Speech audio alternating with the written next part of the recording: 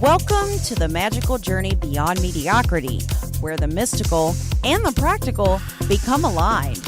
You're listening to Meant for More, the Seeker's Guide to Success, with your host, Seeker's Guide and coach, Kristen Lloyd. Kristen guides you through mindset shifts to increase your consciousness and live your best life. So let's leave mediocrity behind and step into your magical, magnificent life with Kristen. Welcome back to Meant for More, the Seeker's Guide to Success. I am your host and Seeker's Guide, Kristen Lloyd. Thank you for being here and tuning in for today's show. This is episode 23 of the Meant for More show, and we are now accepting call-ins. If you want to jump on the call and get into the conversation, the number is 248-629-0921. Today, our special guest is Christine Tremoulet. Christine is a story strategist and a confidence catalyst. Through the power of story, she will help you communicate with clarity and confidence to attract your ideal clients and build your business brilliantly. And I'm so excited to have you here, Christine. I got to know you over a year ago and you are amazing. So I'm so glad that you said yes to me today. And welcome to the show. Thank you so much for having me. It's really great being here today. Thank you. I always start off by asking my guests about their journey to more. And I know that you have done so many different things in your life and career. What was your path to building your business brilliantly? And I'm going to use that, your tagline there. How did you get to where you are? Because for many people who may not know you, you started off as a photographer. Is that correct? I did. Actually, I would say I kind of rotated through things. Prior to being a photographer, I actually worked in the web industry, and then I was a professional photographer.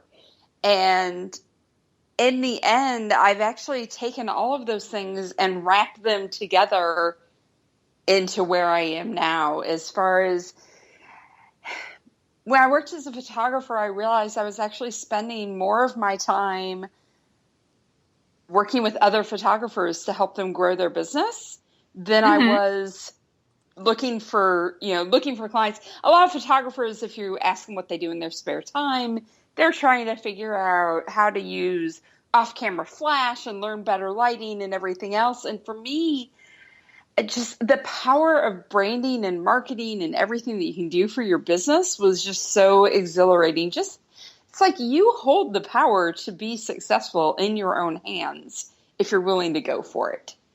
So about a year ago, probably about the same time that we met, I realized that my love for what I was doing was really most concentrated in helping others grow their business.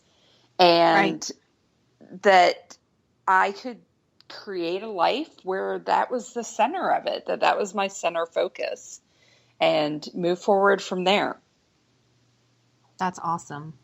That's awesome. So because you have had blogs for years, and so for our listeners who may not be familiar with you, but I'm a huge fan.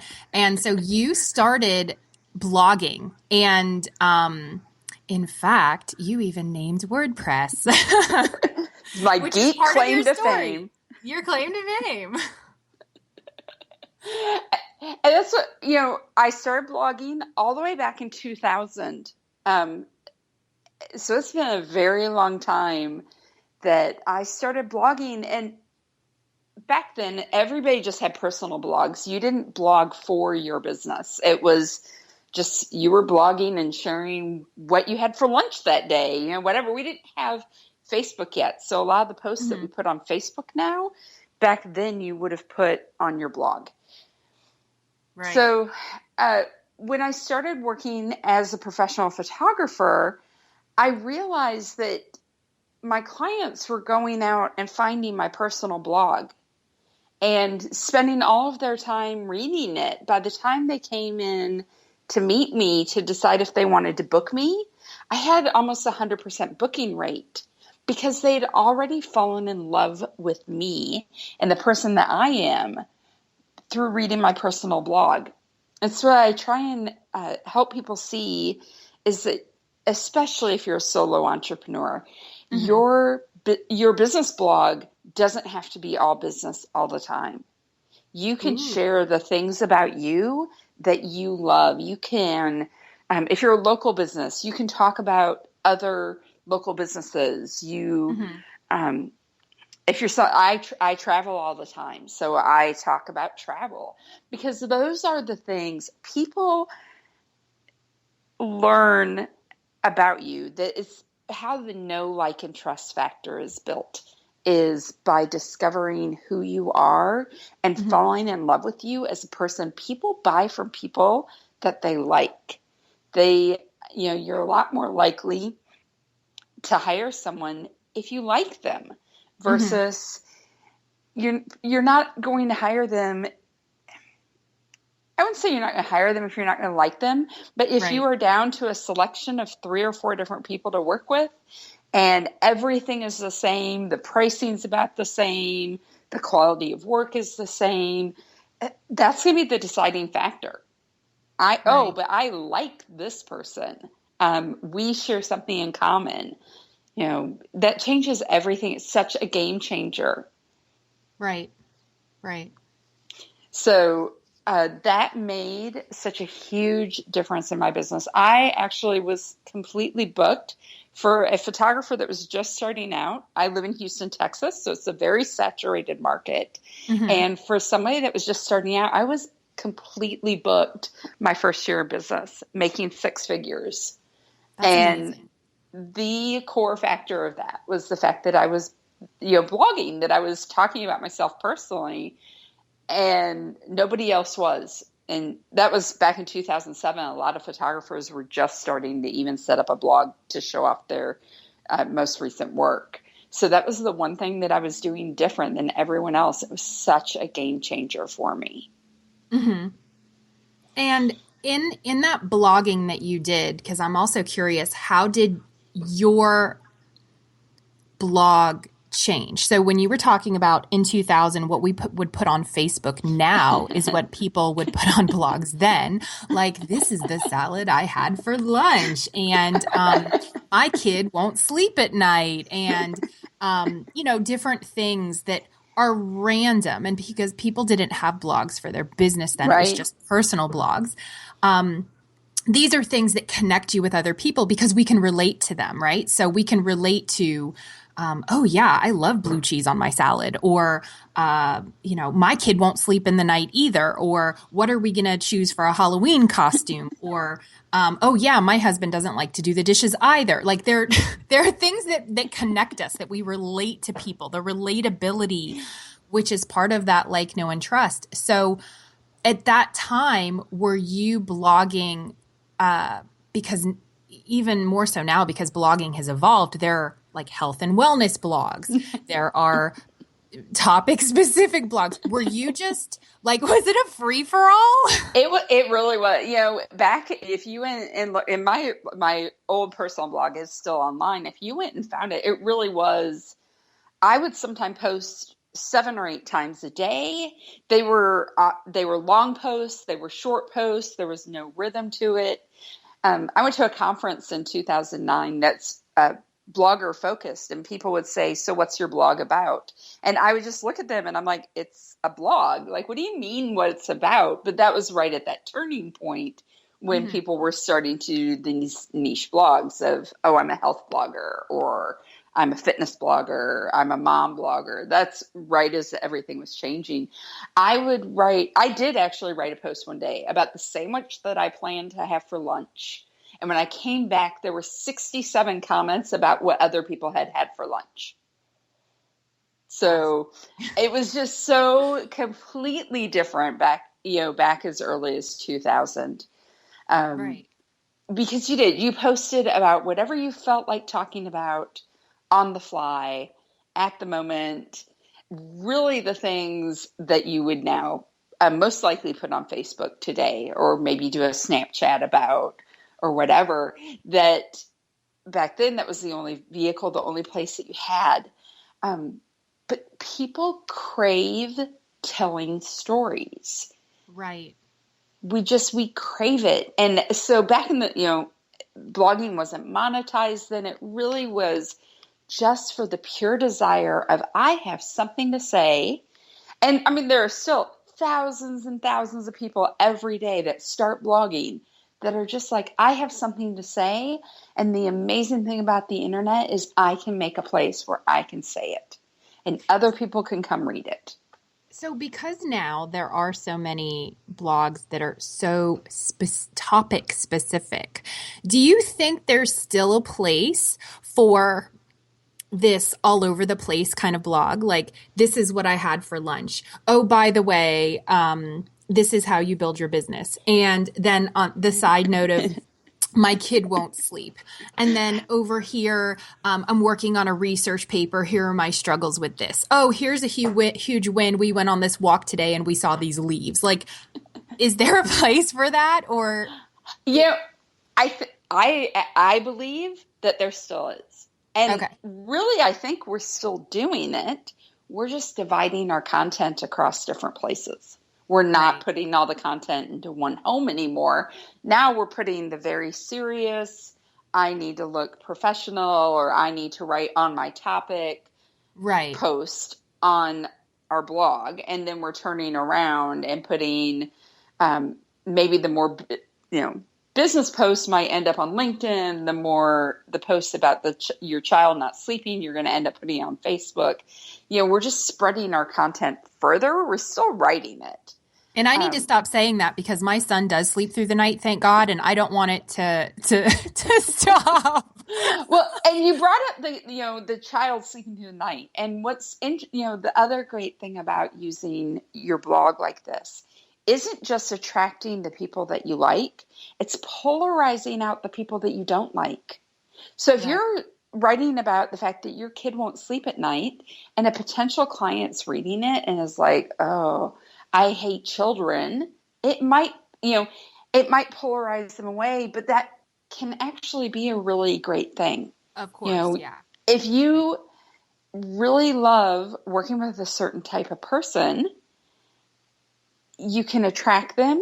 And if you know that a type of person is the furthest thing from your ideal client, you can repel them away just by what you're talking about.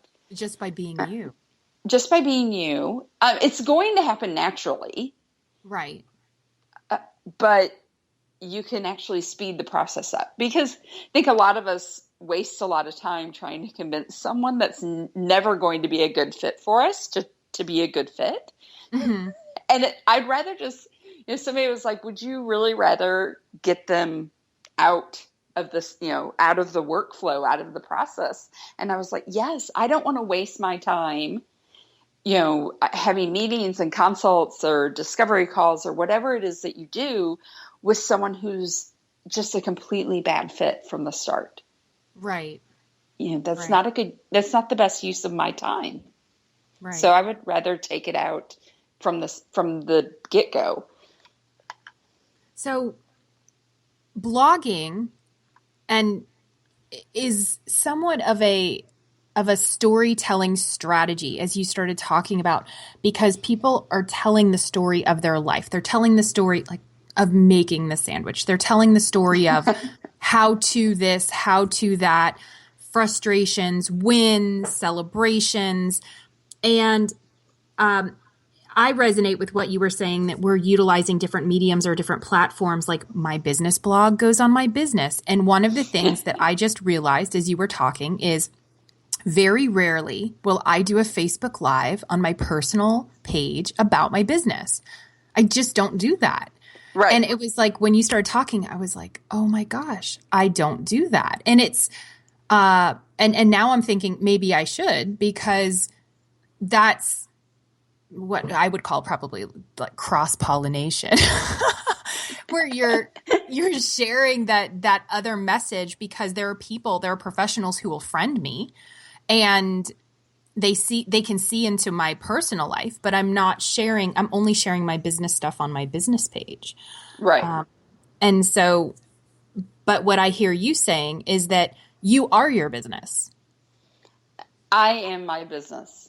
At the core of it, at the end of the day, everything that because I am currently a solo entrepreneur, or even if I have 10 employees under me, I'm still the face of my business. Now, for some people that doesn't work for them. There are definitely a lot of people out there that they're not the face of their business, and their business and themselves are two very separate things. Or there is the public persona, the persona that's the face of the business. And then there is the person that, the real life, everyday, I'm at home at night with my husband drinking a glass of wine, and the public doesn't need to know that. And that is all a choice. There are people who want to put personal things out there. There are people who don't want to put anything personal out there. I would really encourage you, though, to go as close to the edge of your comfort zone as you can make yourself go. I have seen time and time again that as you add more personal elements, it makes your business flourish and grow. But it's not for everyone, and I get that. I have what I call, it's like, for me, it's the mom factor. So I started blogging 2000, and that Christmas I wrote a blog post about how that involved my mom, and it was not the most flattering blog post. Well, the problem was when I went to her house, I used her computer to check the comments. So she found it. She found it in the history on her computer. And I will never forget the day that I got the phone call of, what's a blog? Because, nobody was talking about blogs yet. I mean, it was not a word that had become a common term. So she was like, what is a blog? I can't believe you said this about me. Like, there was an actual argument. So now when I go to write something, that's my measure. Am I going to get a phone call from my mom that makes me uncomfortable? Right. Okay, I probably don't want to talk about this online. And otherwise, pretty much free game. I've had her call me before and say, I can't believe you wrote about this. And I was like, well, it's what I wanted to write about today. It needed to be said. So knowing what's your limit, knowing, do you want to include talking about your family? Do you want to talk about your children or not? These are all personal decisions. I know plenty of people who have never mentioned the fact that they have children anywhere online because they choose to do that as a privacy measure. Right. We're creating our children's digital legacies before they're even able to talk.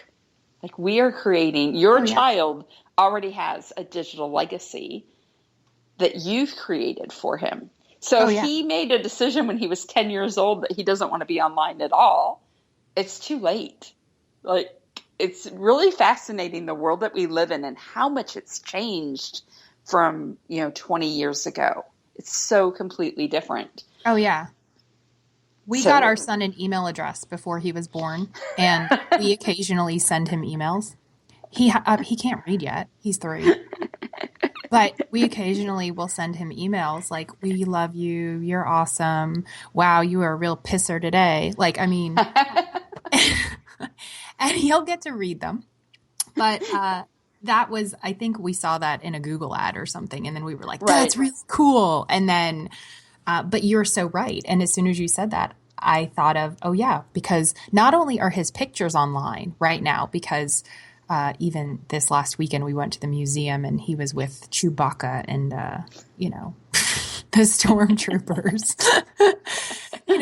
He has that digital legacy. But you're so right. This is a completely different age. And it's a completely different, when they go to get a job when they're, 22 years old and fresh out of college, if we even have colleges still then, who knows what's going to happen by then. Right.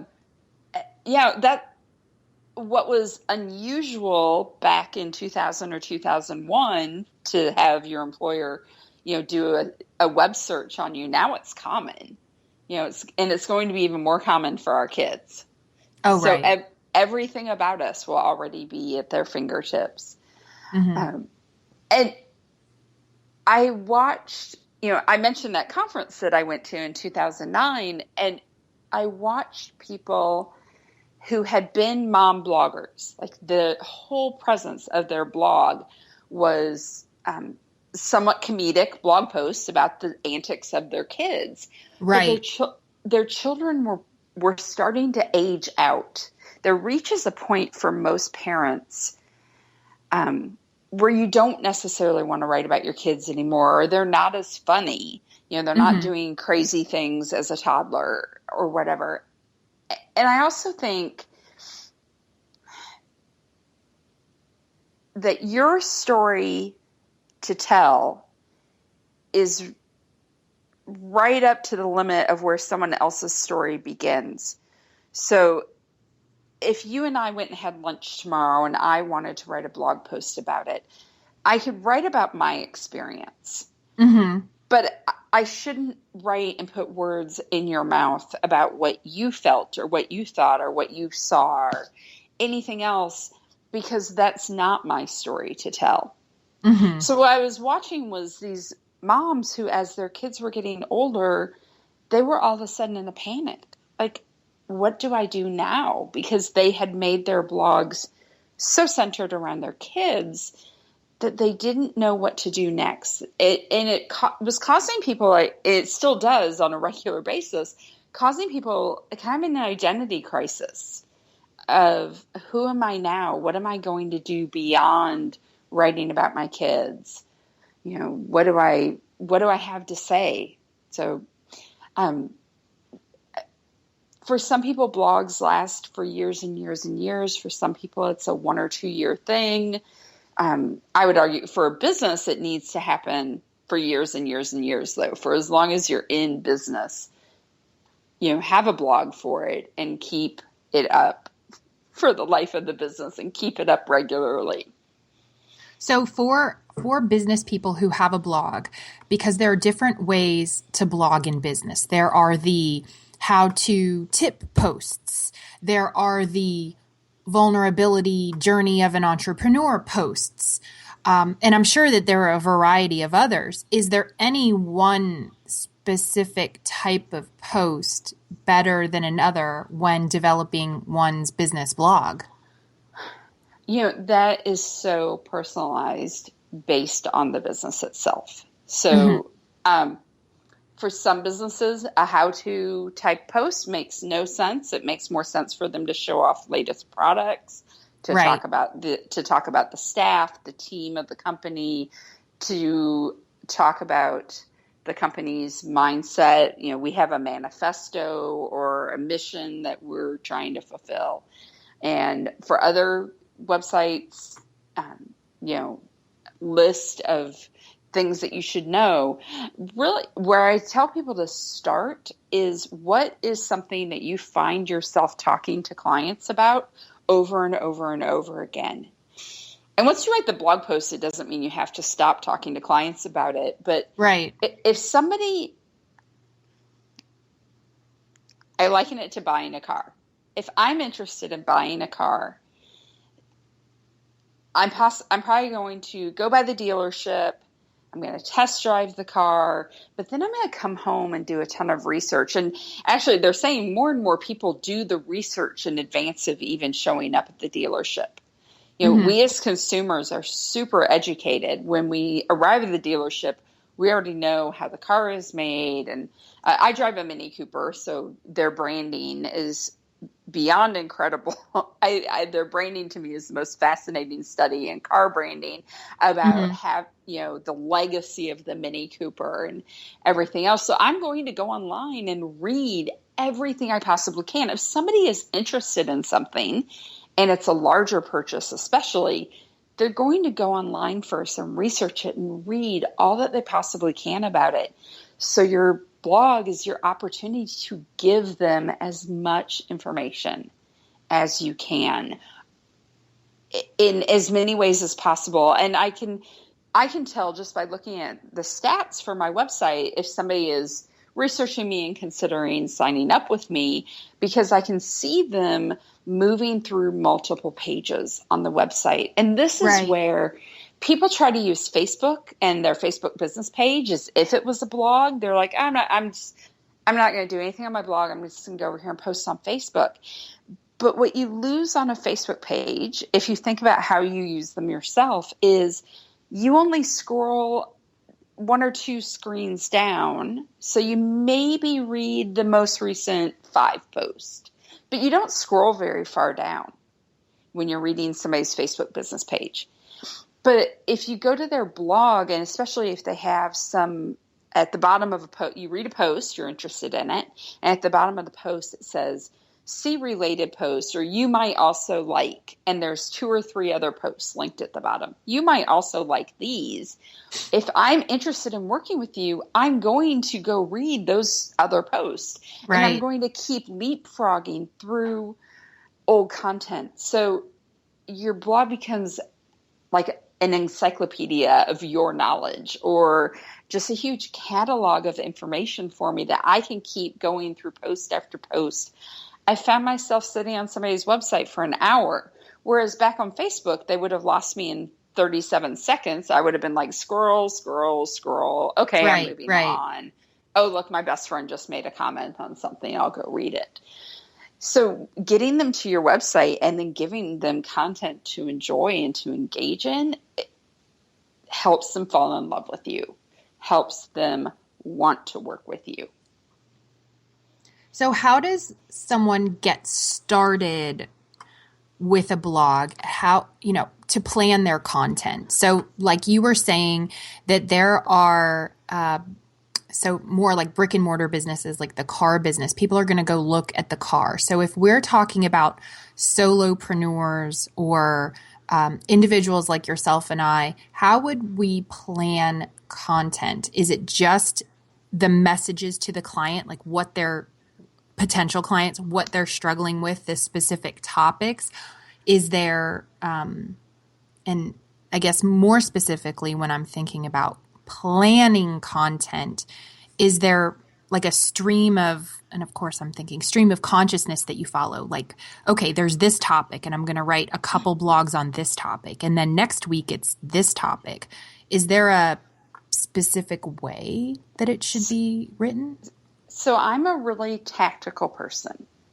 And when I'm working with people on how are we going to create this,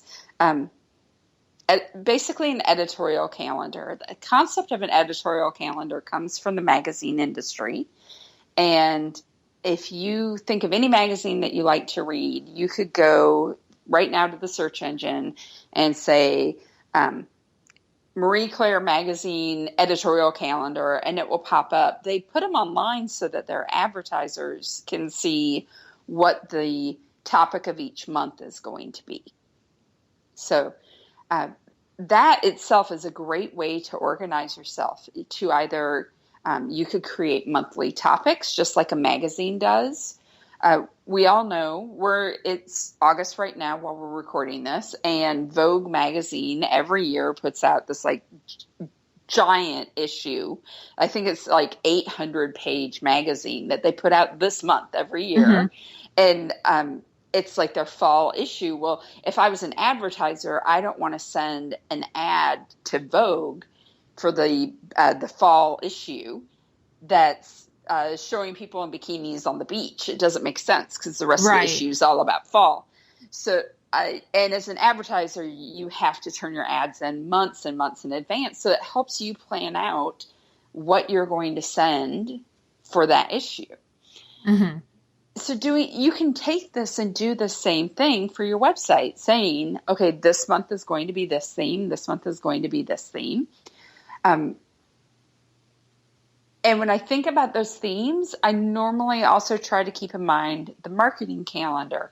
So if you have something on your calendar that dictates things in your business, for example, a family portrait photographer, this is always the easiest example for me. A family portrait photographer most likely is going to offer holiday sessions for their clients. Come in, I'll do a holiday photo shoot. So you have photos for your cards at the end of the year. You know, if you send out Christmas cards or holiday greetings or whatever. So those cards need to be in the mail or in clients' hands to go in the mail no later than November 25th, right around Thanksgiving. Okay, well, that means I need to think back. I need to go backwards to a couple weeks before that. I need to be done with this part of the process. When you go through the whole workflow of what it takes to produce those cards, you realize you actually need, at the end of August, to be talking about those photo shoots so that people can start booking the sessions. Again, I live in Houston. It's still 100 degrees. It's about 36 Celsius for if anybody, does Celsius versus Fahrenheit, but it's really hot. It's too hot. I don't want to think about Christmas yet, but I actually need to be. So if there's something in your business that dictates your calendar like that, you have a heavy summer business, back planning, when do I need to be talking about certain products, promotions? I know that this is the busiest time of year for me, so when do I need to be talking about that?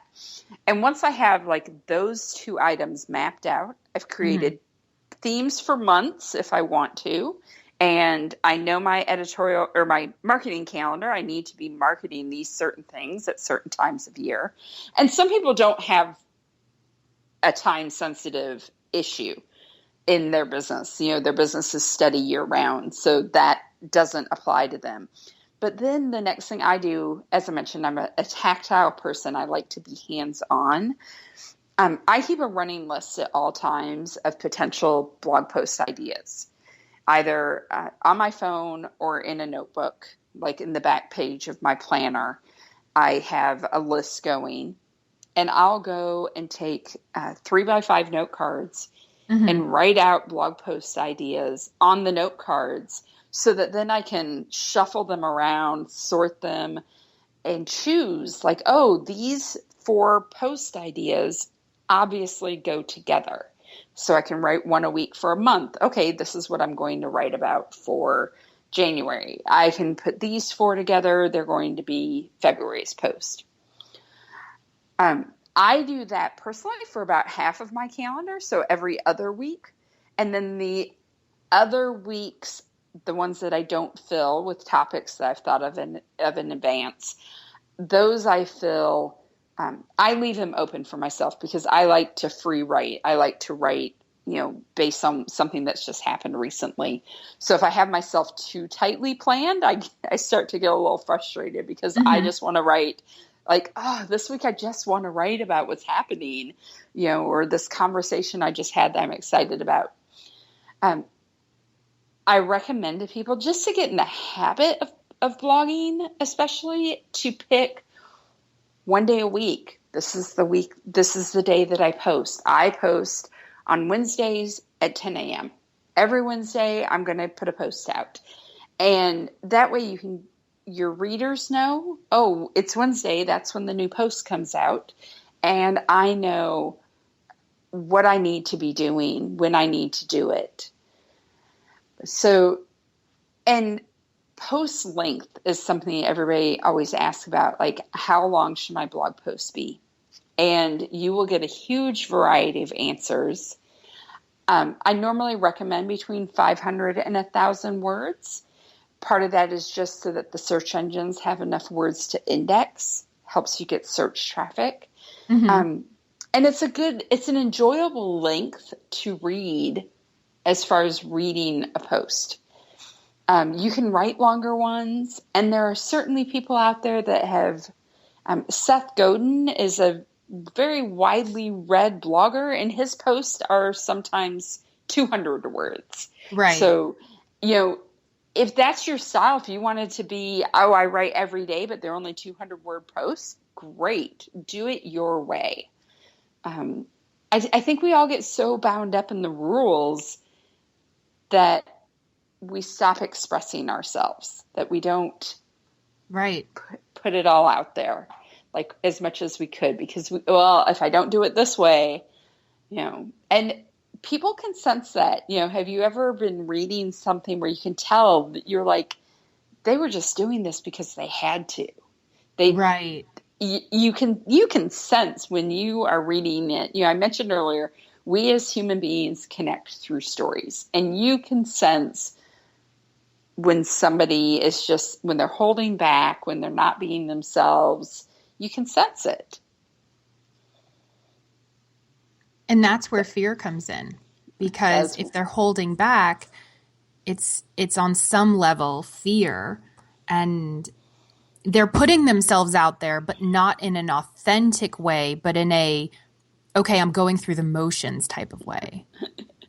And fear shows up, for a lot of people, fear shows up in blogging. It shows up as, what if I write this post and nobody comes to read it? Or the opposite. What if I write this post and, oh my God, a lot of people come read it? I mean, that actually, it's interesting because you think that you want a lot of people read it, but sometimes it might be something that you've gone kind of personal, and now you're in a panic because somehow you might get that phone call. Just found you. Yeah, you might get the phone call, or 1,000 people just found your website that had never been there before because of that post, because people are sharing it. And so it's the opposite fear of, oh no, what's going to happen now? There's a fear of being judged, and everybody has it. Everybody has that fear of vulnerability. And for those of you that are familiar with Brené Brown, it goes back to how much this fear of shame and everything else resides within all of us. And it's impacting our businesses. It impacts us. Yeah. I love her too. It impacts our businesses. It makes us hold ourselves back in our business instead of being the greatest that we can be. Because we're afraid. We're afraid of being judged. We're afraid of the what ifs. And I don't care what point you're at in your business. Everyone, I've blogged for 16 years, and I just last week was having a conversation about, oh, but what if I do this and somebody doesn't, like it? What if I, what if somebody says negative things online about it? And fortunately, my husband has actually blogged also for 16 years, and he looked at me like I was crazy, and he's like, "You've been like, well, what if you've been through this before? You know what happens. Like, you'll be okay." And I was like, "Oh, okay, that's right. Thank you for talking me down." Right. But not everybody has that benefit of having a spouse who also has blogged, so. It can be scary at times. It really can. Yeah. And I've actually, because I do have a blog, and I have another website for my psychotherapy counseling business. And my husband has said, like, you need to blog. And the thing that's held me back from blogging is that academia side of, oh, I need to cite sources when I talk about this. I can't just, give, mental health advice on the internet. I mean, but isn't that the most ridiculous thing? And so I recognized that's my own fear. And coming face to face to that, when you're able to see that. And a lot of times I'll refer to it as the shadow, because when we finally come to face to face with the fear, it dissipates, right? It then disappears. But when we don't, it's still there, and it's scaring us. It seems bigger than we are. And then when we look at it and examine it, and similarly, like how Brené Brown talks about it, when we uncover that, then we're able to say, hey,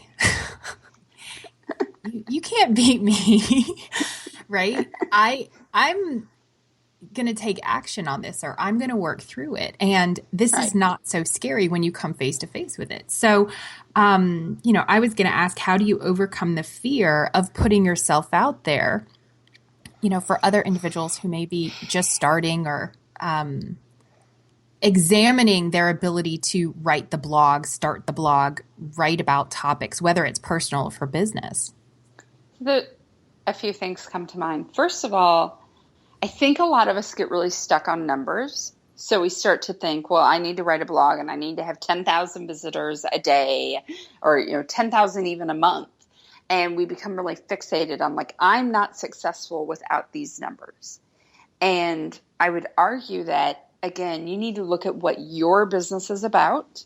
Everybody's business is different. If you're selling a product where you can sell 10,000 pieces of the product that a month, great. Yes, you're right. You need a lot of eyes on your website. I, on the other hand, and we'll use when I was working as a photographer, I only photographed 4 people a month, sometimes 6. Mm-hmm. So that's roughly 50 to 70 people a year. I didn't need 10,000 people coming to read my website. I needed 500 a month because 4 of those are probably going to be clients. And the number is actually so small when you are looking at it from that perspective that success takes on a different measure. So one of the things to overcome your fear is define what success looks like for you. It doesn't have to be a huge number. You don't need 10,000 followers on Instagram. You don't need 10,000 people reading your blog every day. You don't need 10,000 Facebook page likes necessarily when you're running a smaller business. Yes, it feels good, but it's not actually helping your business. Having a lot of followers is not helping your business whatsoever if they're not becoming clients. Right. That conversion is actually key. Right. And one of the other things, because it's so, we are taught as a society that talking about yourself is a bad thing. Like we are taught as little kids, don't talk about yourself, don't brag, don't make yourself the center of attention. That's a bad thing. So now I hand you a blog and I say, okay, write blog posts about yourself. And of course it's going to cause a little bit of panic because you've been taught your whole life not to stand out. We are taught culturally, don't stand out, don't be different. People that stand out, we label as weird. Now, I decided when I was a senior in high school that I was tired of being told I couldn't be me. And so I sort of pushed past those boundaries. Mm-hmm, mm-hmm. And I'm sure if you were doing therapy sessions with people, you would help encourage them to break past those boundaries. Exactly. As well. Yeah. You would want to tell me not to, but culturally we are taught, stay in your box, behave this way. So one day I was talking with a friend and she was really struggling with this. We were talking through the whole fact that it was a struggle for her to talk about herself. And finally I said, okay, so you're running a business here. If you worked for me, if I was the person that wrote your paychecks and I told you that part of your daily or weekly task in order to get your paycheck, you have to go out and talk about the company to 10 people. Could you do it? And she was like, well, if that's what I have to do to get my paycheck, yes, I could do it. And I said, here's the thing. You're the boss of you. You can't write yourself a paycheck if you don't go talk to other people about what you do. Right. I mean, it really is if you want to get a paycheck, you have to talk about what you're doing. And you can't just say, well, I've stuck up a website and I'm in a few Facebook groups, so I hope some people show up and hire me. Which, we're laughing about it because it's hysterical when you put it in those terms. It's so true. But everybody does it. Everybody does it. If I told them that I wouldn't hand them their paycheck, they would then finally go talk to people. And over and over again, everybody's like, oh, I'm like, yeah, you have to talk to people. You have to make it known who you are, what you offer. You have to connect with them. That's how they're going to want to work with you. You have to put yourself out there. It's a light bulb moment. It is. it was a light bulb moment for myself, because I was like, oh, I can't write myself the paycheck this week because I haven't been talking about the company this week. So, okay, we're talking about blogging. And so for some people who they may not have traffic to their blog, you're talking about, clearly there's other strategies for that. We won't have a lot of time to get to that today, but blogs can be shared on the Facebook page. And we've talked about content, but the other thing that I've noticed is that a lot of entrepreneurs in our sector, in coaches and strategists and things like that, are utilizing Facebook groups, for these posts. So my question is almost twofold. First of all, could those posts double as blog posts? Number one. Number two, is that another strategy? And I know some groups won't allow it, which totally makes sense because some are non-promo, don't, feed back to your website. But there are other places like, for example, your website, Vivid and Brave, and other, the Huff Post and other places where people will write. Some places allow you, some of these mediums allow you to double post, I guess. Like you can have one space on your website for an article, and HuffPost allows you to do that. But some of the other articles, some of the other sites won't let you. So Mind Body Green won't let you. So are these other strategies to kind of get people to come back to the website to get more? So ultimately, I mentioned in passing the people that want 10,000 followers on Instagram. That's actually something a lot of people show up and say, I need 10,000 followers on Instagram. And I'm like, clients will find you. Clients will find you there, but they're not going to book you there. They're actually still going to go over to your website, dig in deeper, get to know you better. Right. So my goal with Instagram is to be like, yay, you found me on Instagram.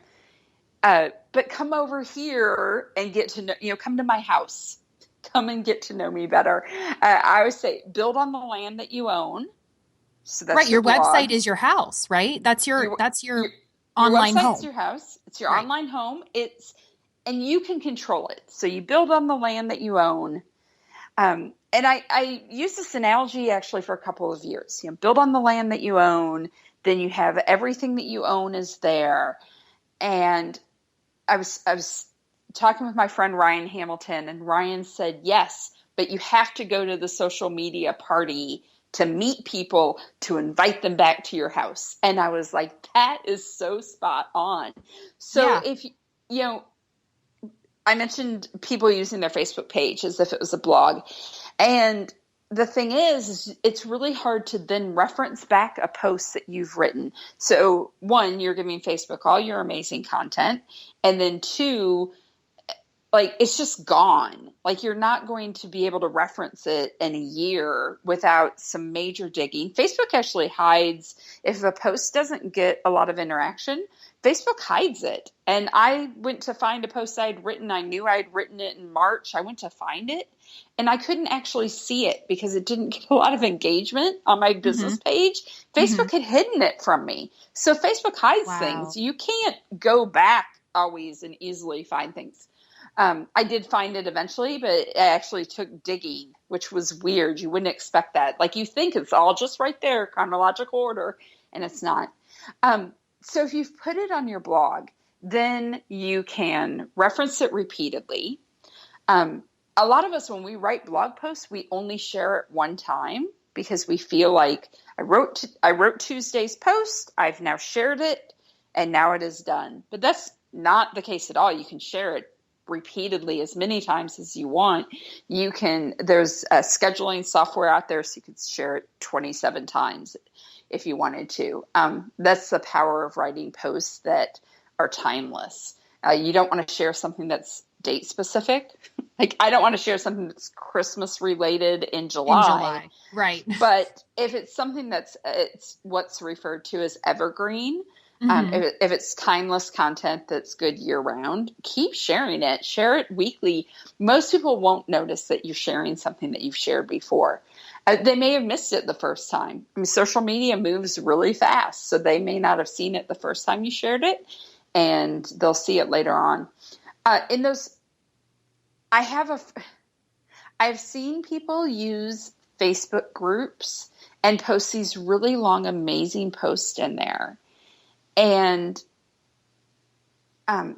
this actually goes back to overcoming that fear of blogging. Yeah. You know, if you have a plan, that helps with the fear. Having a calendar of when you're going to post. But one of the other fears is when people open up the WordPress box or Squarespace or whatever they're using, and they open that page, and that blank box can be really intimidating. So I've told people, go into Facebook and write a really long post in Facebook. And don't post it, though. Just write it there and then copy and paste it.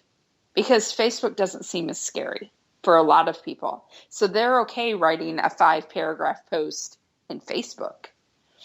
So if you use that, like, okay, I'm just going to go to Facebook, I'm going to write this post out, and I will copy and paste it.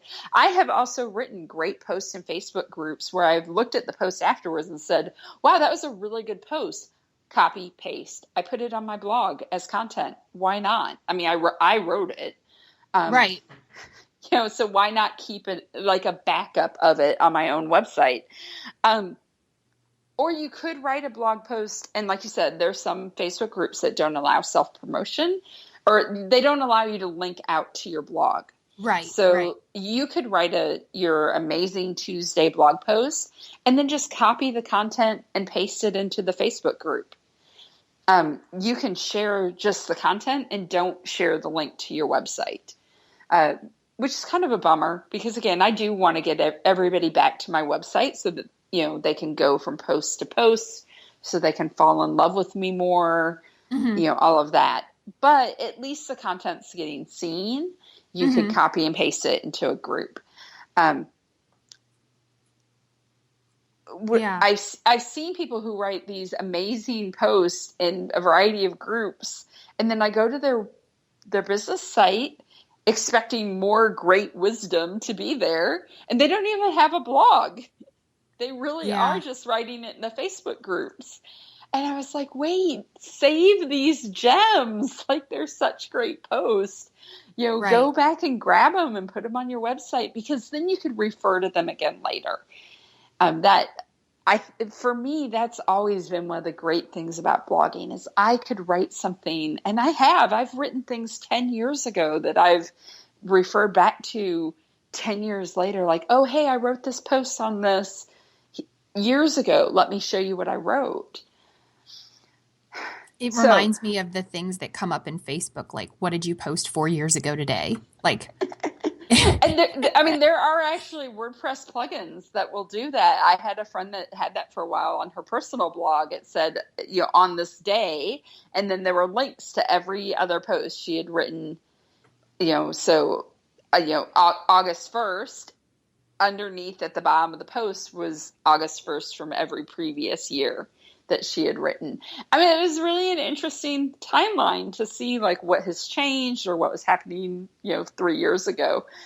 So Facebook was onto something when they added that. That's like my favorite thing to do in the morning. I always go look at that. That's awesome. So in your 16 years plus of blogging, what have you learned, or how has the power of storytelling for you evolved, and how has that become part of the story selling strategy? So are they one and the same, different? They are. They Okay. are. Well, and I wouldn't necessarily say that it's evolved.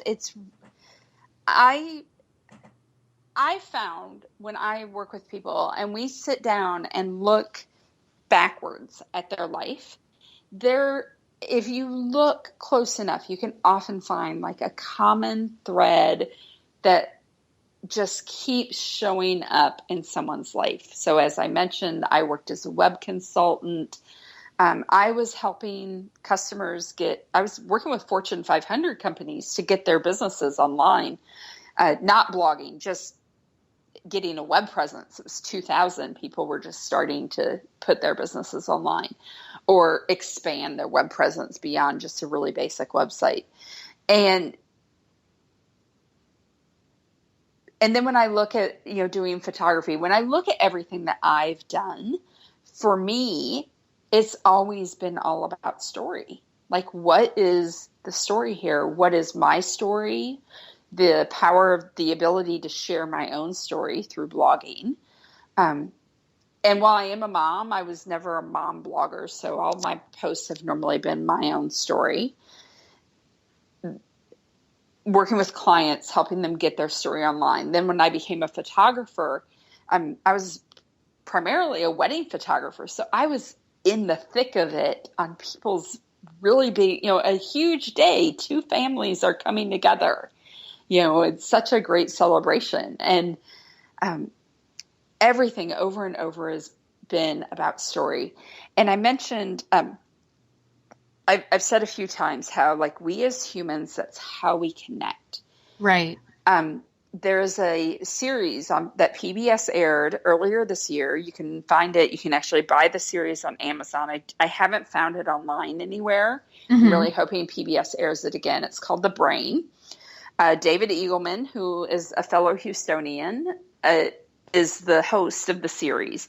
And that's, he talks in that series about how the human brain is truly always seeking stories. I don't think he mentions this. I think I heard it someplace else. But if you think about it, at the end of the day, you're done working. You want to unwind. Your way of unwinding is to go out and hear other people's stories.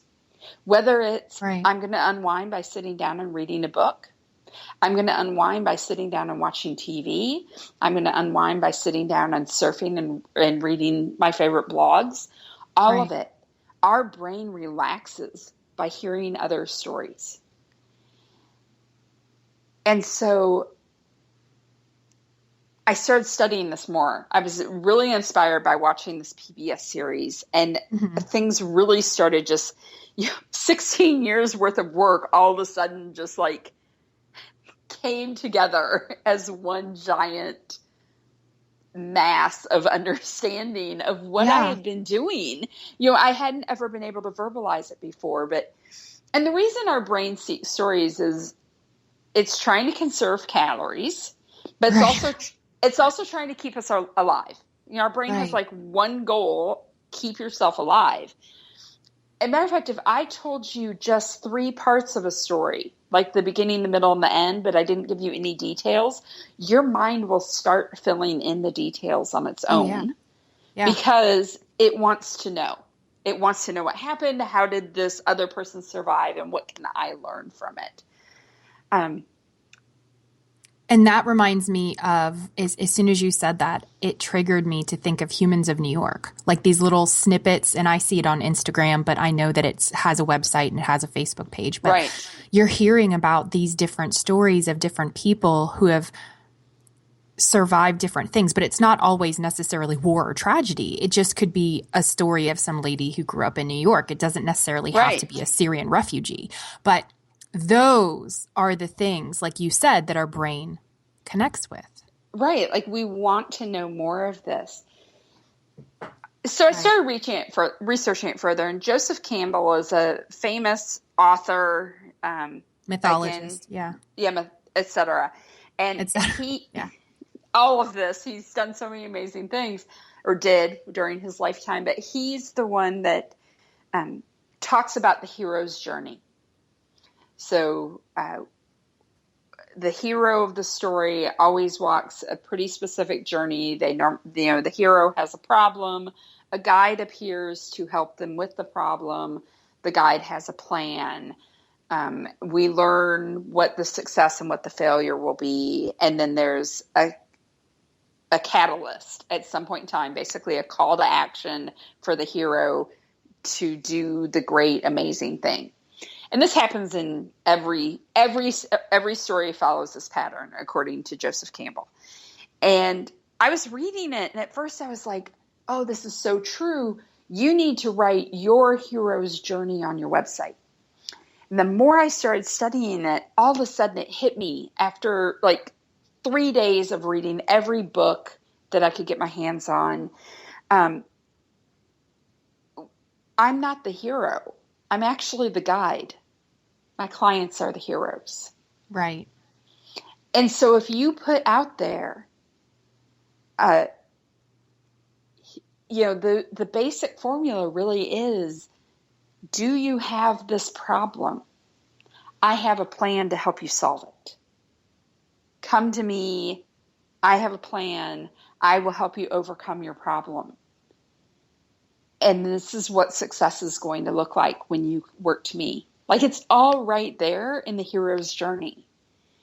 That putting out there how you can guide your clients to success is the biggest thing that they need. And most of us don't do it. Right. Once I started studying this, I started popping up people's business pages and saying, okay, can I tell within 1 minute what it is that you do, what you offer, what it solves for me? Why should I care? Because that's what we're thinking. I mean, let's be honest. I'm going to come to your website to read all your posts, but what I'm thinking in the back of my head, what my brain, that, especially that limbic part of my brain is thinking, what is in this for me? Like, yeah. I don't care about the fact that Kristen's son sleeps through the night. What's in it for me? Right. What's the one nugget I can take away? Right. So that's all my brain is caring about, is what's in it for me. So the faster you tell people, the faster you get them to engage. The faster you say, I'm your guide. Here's why. Here's my magic thing that I do. I'm in. Now I want to know more. And now I want to know, are you the guide for me? Because who wants to take a journey with somebody that you don't like? Exactly. Exactly. I want to take a journey with somebody that I love. So I want to know, like, are you going to be the person that helps move me forward? And I still work with a lot of photographers. And the problem for photographers is it's so tempting to just say, hire me. I'm the photographer for you. I take great photos. And when they're wedding photographer, instinctively, when I ask a wedding photographer, how do you help your clients? How do you help them transform? What sets you apart? They'll say, oh, I capture the memories of your wedding day. I'll document your wedding day. And I'm like, yes, but that is the same thing that every other photographer can do for me. So now what makes you different? So that's where the story selling comes in, is digging that to that deeper level. Yes, everybody can take not everybody can take wedding photos, but these 10 other photographers can also take wedding photos for me. Why you? And my brain is so desperately seeking that connection. As I go through your website, I'm looking for it. Why you? And I'll mention Mini Cooper again here, because this is what I always loved about Mini Cooper. When I bought my first Mini Cooper in 2010, I think it was 2010, maybe 2009. Their big ad campaign at the time was not normal. That was like their motto, not normal. Like, we're Mini Cooper. We're not normal. And that is still woven throughout all of their marketing material. And for me, as someone who decided all the way back my senior year in high school that I was tired of being told I had to be normal, I couldn't be weird, of course it made me want to embrace this car company that said, we're not normal. We're not like the other guy. We're different. And we embrace it. Like, we love the fact that we're different. And I'm like, there is literally no other car choice for me out there. I've had 3 Mini Coopers. And if you told me I had to go buy a new car tomorrow, it'd be another Mini Cooper. because of down at the core, I'm like, oh, you get me. And you see it all the times in car commercials. It's a little subliminal. It's fascinating to me, living in Texas, to see truck commercials in other states, because all the for like pickup trucks, all the commercials are like Texas tough and Texas proud and all of this. Like, they really play up the like Texas theme on their truck commercials. And of course I don't see that if I'm in Illinois. It's very different. It's probably going to be about we're the truck for the farmer who's been working the land, but when you start looking for it, you see the companies that are trying to tap into it. They're trying to tap into that story connection that they have with you. And there's other brands that you're going to feel either like, so I don't ever care about owning a Texas Tough truck because I don't need one. Well, so and that's not where your identity is. Right. And so they're repelling me away. They're just saying like, hey, this is who we're for. Oh, you're not that? Okay, go somewhere else. Go to your not normal Mini Cooper over there. And now we've come full circle to where we started, which is when you speak to the people that are your tribe, they will find you and the other people will fall away. And also with that, I love you. I think you're amazing. And I hate to like cut this short because I feel like we have such great flow, but we're out of time. And I want to tell people where to find you. And I want to tell them to look for your book, Blogging Brilliantly for Your Business, 30 Days to Dominate Your Market on Amazon, because it's an amazing book. But because we do have to wrap up, I'm very sorry. Where can people find you? Because now I'm sure that everybody who is listening to this is going to say, oh my gosh, I've got to go read Christine's blog. And here's one thing. We say, we're talking about people following away and polarizing people out. However, I will add, the great thing is, even if you polarize someone away, they will remember you. And when their friend needs something and you're the perfect fit, they'll remember you and send you clients, even if you were the wrong fit for them, because you stood for something and you stuck in their memory. And that is the biggest power of story right there. You're going to stick in people's memory. So you can find me online. Bloggingbrilliantly.com will take you to my website. ChristineTremoulet.com, which is hard to spell, I know, but my main website is at ChristineTremoulet.com. And as you mentioned, the book is on Amazon. It's an Amazon bestseller, so you can find it there really easily. And you can find me all over the web at a variety of different places. And you also have Blogging Brilliantly course helping you communicate with clarity and confidence to attract more clients online, a 6-week program covering using your story to help grow your business and stand out in a crowded market. So when people go to your website, I will also, guess what? I will post this on my blog.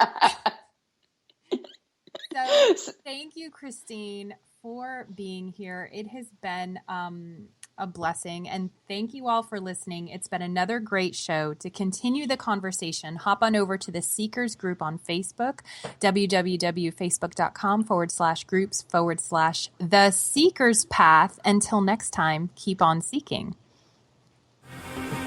Thanks for tuning in to Meant for More, the Seeker's Guide to Success.